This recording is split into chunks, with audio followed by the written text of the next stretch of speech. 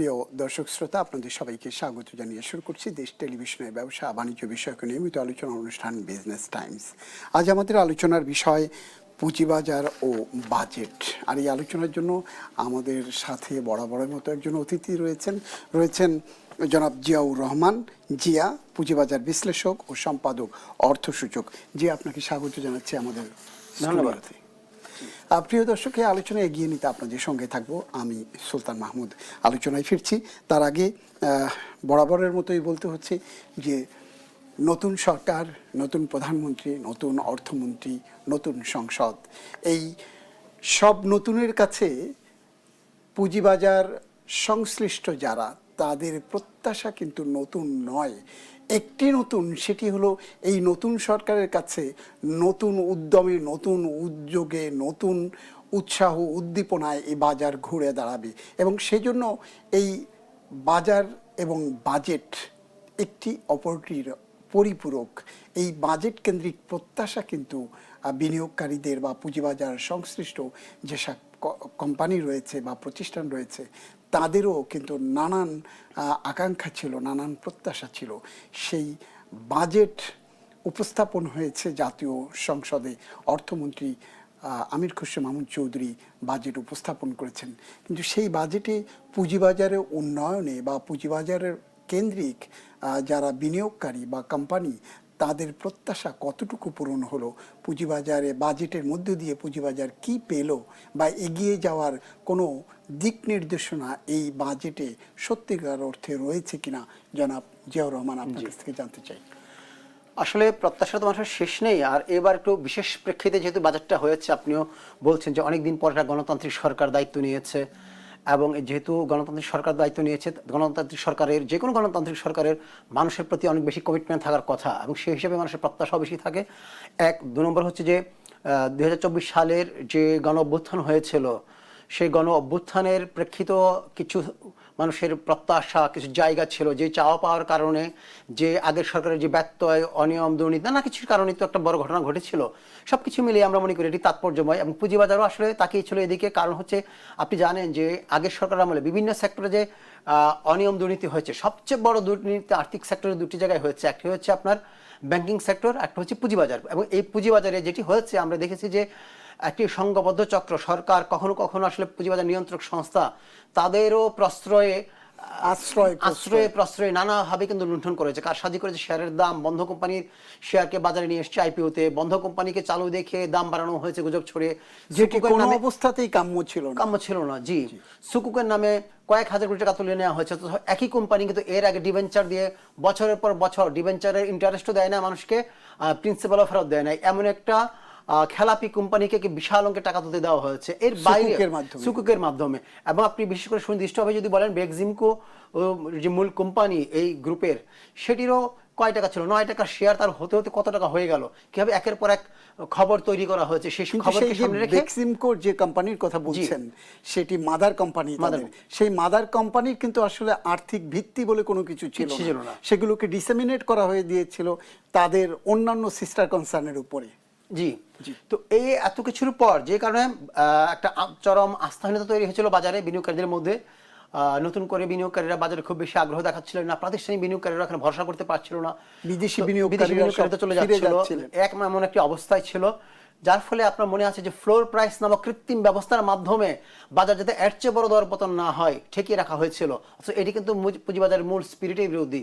পুঁজিবাজার হচ্ছে এমন একটি জায়গা যেখানে আপনি সহজে আপনার সম্পদকে লিকুইড করতে পারবেন। জি, আপনার প্রয়োজন হলে আপনি যদি মনে করেন লোকসানে বিক্রি করবেন, আপনি করবেন, কারণ আপনার এর চেয়ে ভালো কোনো অপরচুনিটি থাকতে পারে, এর চেয়ে জরুরি কোনো প্রয়োজন থাকতে পারে। এবং এই যে বাজারে সহজে আপনার প্রবেশ করা যায় এবং বের হওয়া যায়, সে বাজারকে অনেক বেশি স্বাচ্ছন্দ্যময় মনে করে বিনিয়োগ করে দেশি বিনিয়োগকারী এবং বিদেশি বিনিয়োগকারী।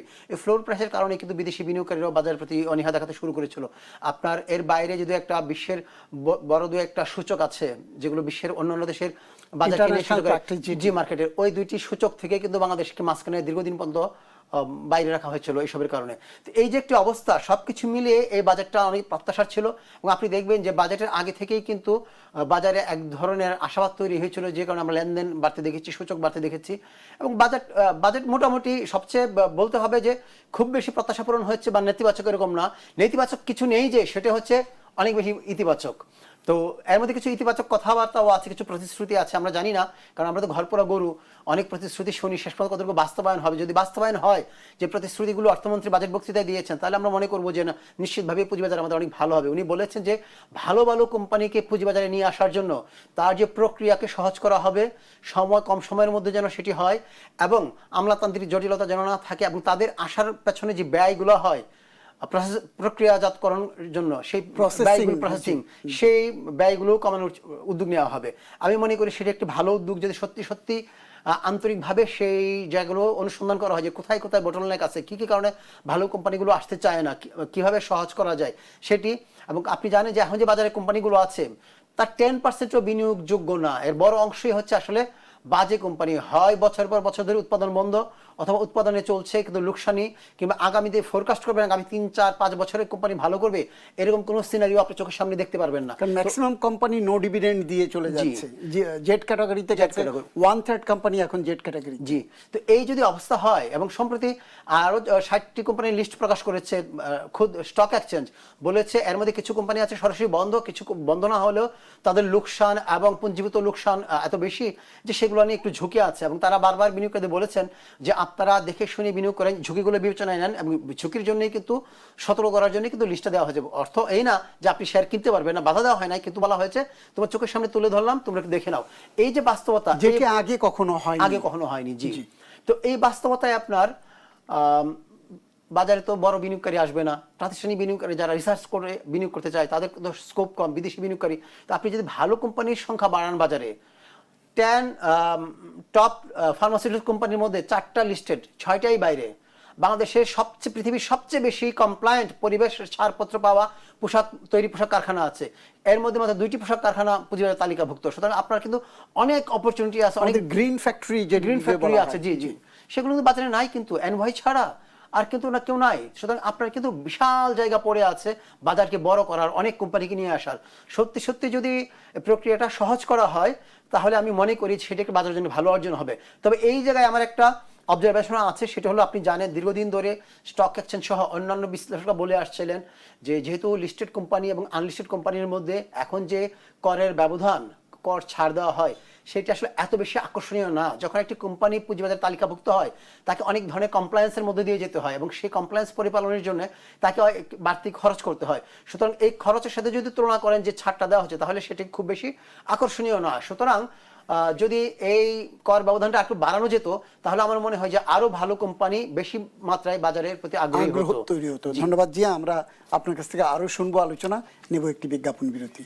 প্রিয় দর্শক, নিচ্ছে একটি বিজ্ঞাপন বিরতি, ফিরবো কিছুক্ষণের মধ্যেই, আমাদের সঙ্গেই থাকুন।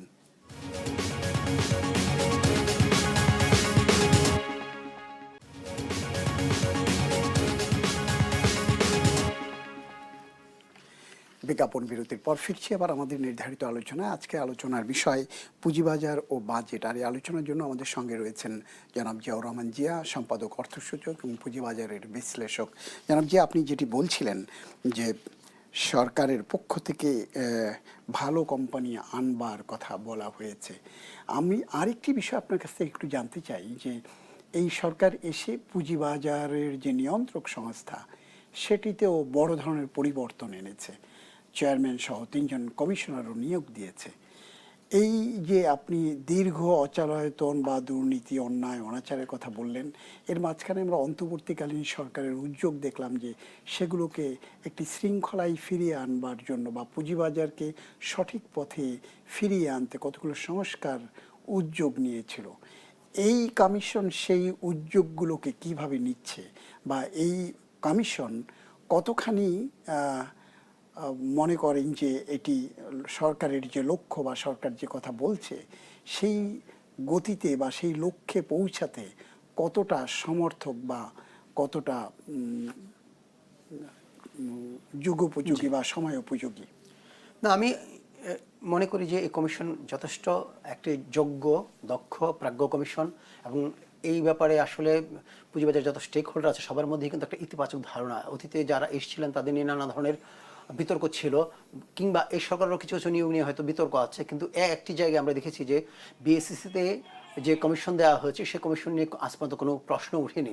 এবং বিএসসিসির বেসিক্যালি এটা চেয়ারম্যান কেন্দ্রিক, যদিও কমিশনের সিদ্ধান্তের ভিত্তিতেই হয়, সংখ্যাধিক্য সিদ্ধান্তের ভিত্তিতে বড় কিছু হয়, কিন্তু আমরা গত 20 বছরে দেখে এসেছি এখানে ডমিনেট করেন চেয়ারম্যান। সুতরাং লিডারশিপটা কীরকম তার উপর অনেক কিছু নির্ভর করে। তো আমরা যাকে দেখছি লিডার হিসেবে জনাব মাসুদ খান এফসিএমএ, উনি কিন্তু যথেষ্ট যোগ্য প্রাজ্ঞ একজন লোক।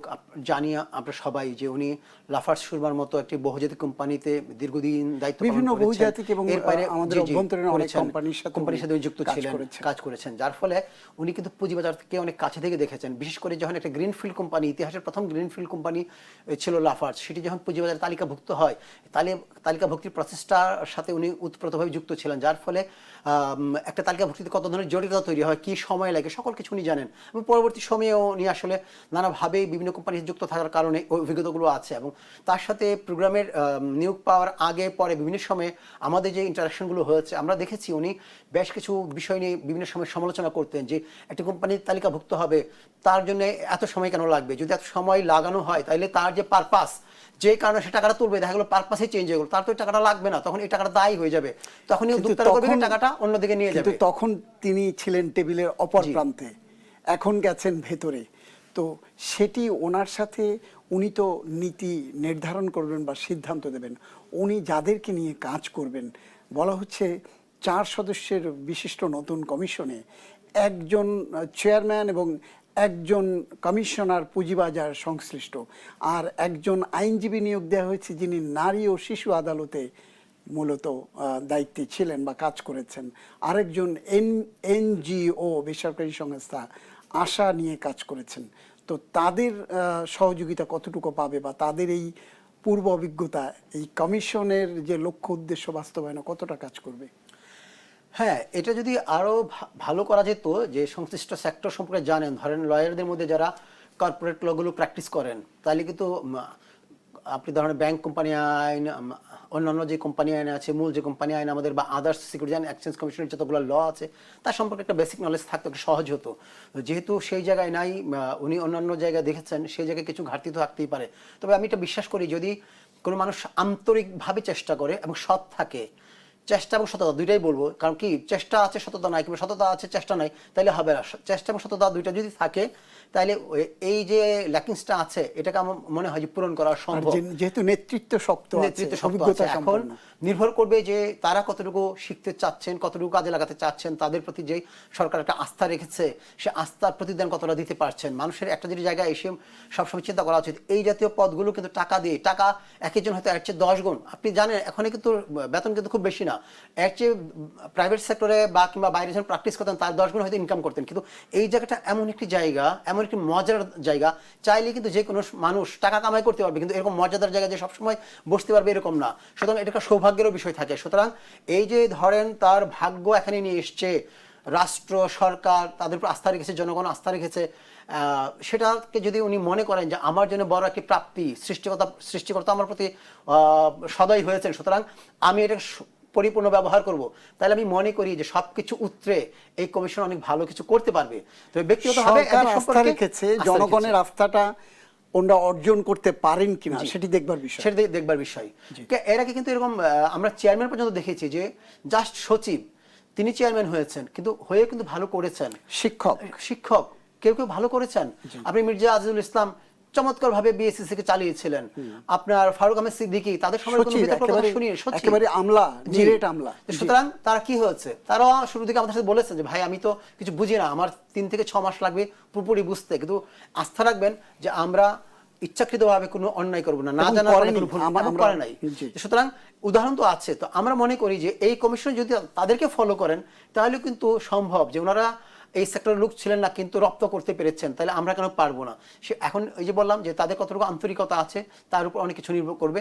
এবং আমরা বিশ্বাস করি যে এই পুঁজিবাজারকে নতুন একটা মাইল ফলকের দিকে নিয়ে যাওয়া কিন্তু গ্রাউন্ড তৈরি হয়ে আছে। সুতরাং এই কমিশন যদি সত্যিকার হতে চেষ্টা করে সেটি পারবেন। কারণ কি অনেক সময় অর্থ মন্ত্রণালয় পুঁজিবাজারকে এতটা ওন করতে পারেন না, কারণ অর্থমন্ত্রী যিনি থাকেন তার যে সেট আপ, তারা যদি পুঁজিবাজারকে না বুঝতে পারেন তাহলে সমস্যা। আমরা এই প্রথমবারের মতো দেখছি যিনি বাংলাদেশ ব্যাংকের গভর্নর, উনি একজন ম্যানেজমেন্ট অ্যাকাউন্ট্যান্ট, উনিও কিন্তু পুঁজিবাজার আর্থিক বিষয়গুলো খুব ভালো করে বুঝেন। আবার অর্থমন্ত্রী নিজে স্টক এক্সচেঞ্জের চেয়ারম্যান ছিলেন এক সময়। সুতরাং আমরা খুব আশাবাদী যে বা এই তিনটা অনেক ভালো পুঁজিবাজারকে হচ্ছে। যে আধুনিকায়ন করা তার তার নেপথ্যে নায়ক ছিলেন উনি জি। সুতরাং আমরা মনে করি যে তার হাত ধরেই এই পুঁজিবাজার নতুন একটি উচ্চতার দিকে যাবে। এবং আপনি এইবার বাজেটে বক্তৃতা কিন্তু উনি বলেছেন যে স্থানীয় ভালো কোম্পানি যদি ডুয়েল লিস্টিং হতে যায় দেশের বাইরে, এখন কিন্তু চট্টগ্রাম এবং Dhaka stock exchange dual listing, কিন্তু দেশের বাইরে লিস্টিং হইতে চাইলেও কিন্তু সে অপশনও রাখা যেতে পারে। তো এই ধরনের যে নানা ধরনের নতুনত্ব যদি বাজারের সাথে যোগ হয় তাহলে বাজার অনেক দূর যাবে। এখন অর্থমন্ত্রীর চাওয়া আছে উনি হয়তো নীতি সহায়তা দিবেন, আইনগত সহায়তা দিবেন, সরকারের প্রক্রিয়াগুলো সহজ করে দেবেন, কিন্তু সকল প্রক্রিয়া তো এগিয়ে নিয়ে যেতে হবে বিএসসিসি কে, কমিশনের হাত ধরে।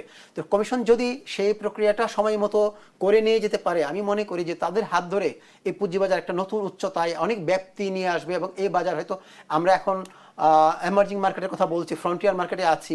এমার্জিং মার্কেটের দিকে অনেক আগে আমরা শুনছিলাম যাওয়ার কথা। যখনই যদি এরা এমার্জিং মার্কেটের স্বীকৃতি আদায় করতে পারে তাহলে কিন্তু এই বাজারের প্রতি বিদেশি বিনিয়োগকারীর আগ্রহ অনেক বাড়বে, এবং সেই বিদেশি বিনিয়োগের মধ্যে প্রচুর বৈদেশিক মুদ্রা কিন্তু আসবে। সরকার রিজার্ভের উপরও কিন্তু এক ধরনের স্বস্তিদায়ক ভূমিকা রাখবে। সেটি যদি আসে তাহলে প্রাতিষ্ঠানিক বিনিয়োগও বাড়বে। জি, যে আপনি যেটু বলছিলেন যে বিশ্বের অন্যান্য মার্কেটে তালিকাভুক্ত হয়, এর মধ্যে আমাদের কাছে একটি খবর এলো যে আমাদের একটি বড় কোম্পানি লন্ডন মার্কেটে তালিকাভুক্ত ছিল, সেটি লন্ডন মার্কেট থেকে ডিলিস্টেড হচ্ছে, এরকম একটি খবর এসছে, আমরা জানতে পেরেছি। তো এটি কতটা সুখকর আমাদের এই যে স্বপ্ন বাস্তবায়নের ক্ষেত্রে, বা কোনো ব্যত্যয় তৈরি করবে কিনা? দুর্ভাগ্যজনকভাবে ভাই এই একটি গ্রুপ, অনেক স্মার্টার গ্রুপ, পুঁজিবাজারে অনেক নতুনত্বের জন্ম তারা দিয়েছেন। দুর্ভাগ্যজনকভাবে সবগুলো রাস্তা বা যে নতুনত্ব জন্ম দিয়েছেন সবগুলোতে এত বেশি কালিমা লিপ্ত করেছেন, মাখিয়েছেন কালি, যে সেই রাস্তাগুলো বন্ধ হয়ে গেছে। আপনি ধরেন সুকুক, প্রথম সুকুক নিয়ে এসছে প্রাইভেট সেক্টরের বড় সুকুক, কিন্তু সুকুকের এমন অনিয়ম করেছেন, এমনই কীর্তিকলাপ করেছেন, আগামী দিনে কোনো কোম্পানি সুকুক এনে রেসপন্স পাবে কিনা সন্দেহ আছে। এবং সেই সুকুক একরকম বাধ্য করে তাই ব্যাংকগুলোকে দিয়ে কেনানো হয়েছে, এরকম নানা কিছু আছে।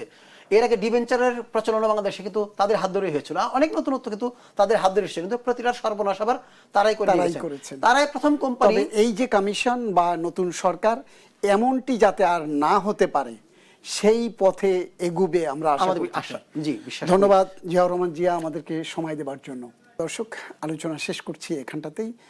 শেষ করবার আগে শুধু জানিয়ে রাখছি, দেশ টেলিভিশনের ব্যবসা বাণিজ্য বিষয়ক নিয়মিত আলোচনা অনুষ্ঠান বিজনেস টাইমস সপ্তাহের শনি থেকে বৃহস্পতি একই সময়ে সরাসরি সম্প্রচার হয়ে থাকে। আমাদের সঙ্গে থাকবার জন্য আপনাদের সবাইকে অনেক অনেক ধন্যবাদ জানাচ্ছি। আমি সুলতান মাহমুদ। আল্লাহ হাফেজ।